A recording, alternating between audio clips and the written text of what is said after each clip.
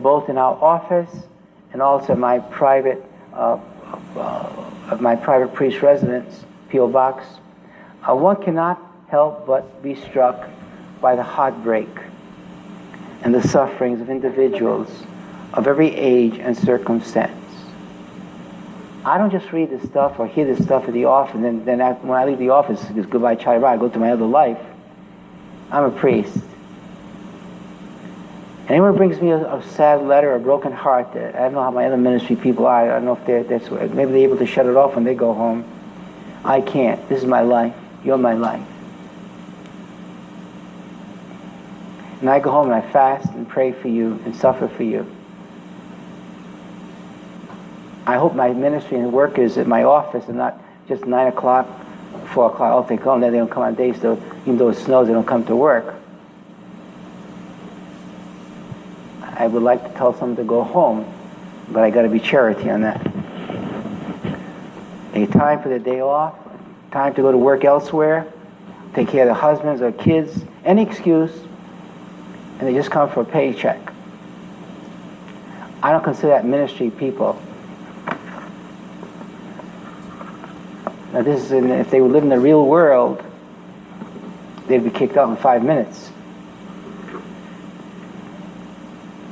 But yet, God calls us, though. And we hear the beat of heartbreaks and the suffering of individuals. Now prayer is asked for many problems, but prayer requests for healing outnumbers all the rest. The letters and the phone calls all to reveal a deep, humble, and sincere faith. That's you people. The callers and the writers demonstrate what? A profound concept that God heals.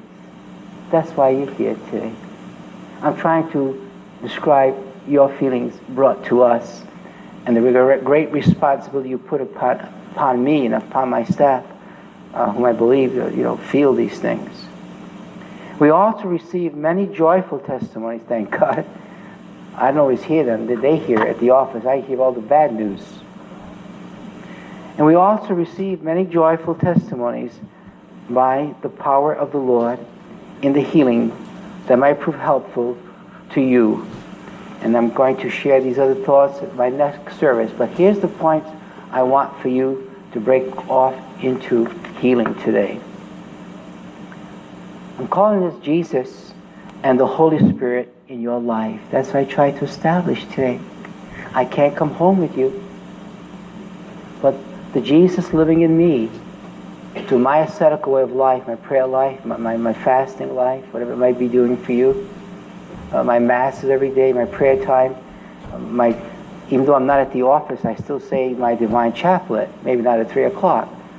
I wonder if those who are in my ministry say the divine chaplet when they're not all together at the office. If they don't say that divine chaplet when they're not at the office, I wonder if they should be in my ministry.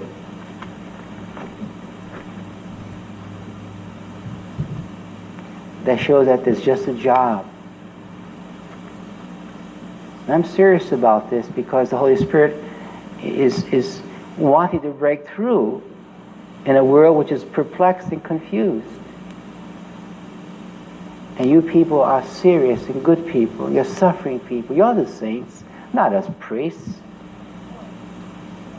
You're the saints, struggling, trying to make ends meet, paying rent, paying oil, trying to keep a job going, trying to keep peace in the home. So this is all upon the burden of our heart to our ministry. Now, here comes the hope. I give you the bad news now. Now the hope. One of the most dramatic of God's power centers is centers around what? The physical healing. This is one of the most dramatic of God's power. It centers around physical healing. I'm not talking now about spiritual healing, nor psychological, emotional healing. I'm going right to the core, what most people want, the physical healing. Our blessed Lord made a significant point when they brought to him a paralyzed man, Mark 2. Write that down. When you go home, you read that. Mark 2, the paralytic man. I'll explain it to you. You know the story. When they brought to our blessed Lord a paralyzed man on his mat. That's Mark 2. And what happened there? He had 4 friends, interested friends, who felt bad for their friend. And they couldn't get into Jesus because of the crowd around him.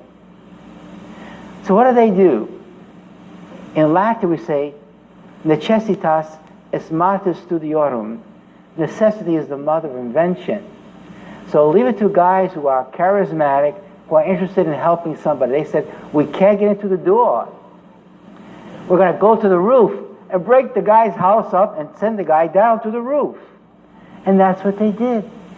4 men, friends. They wanted to bring to Jesus their friend. And when they brought him to Jesus, what were they really doing? They were bringing a sick, healed man to the presence, that's it, the presence of God.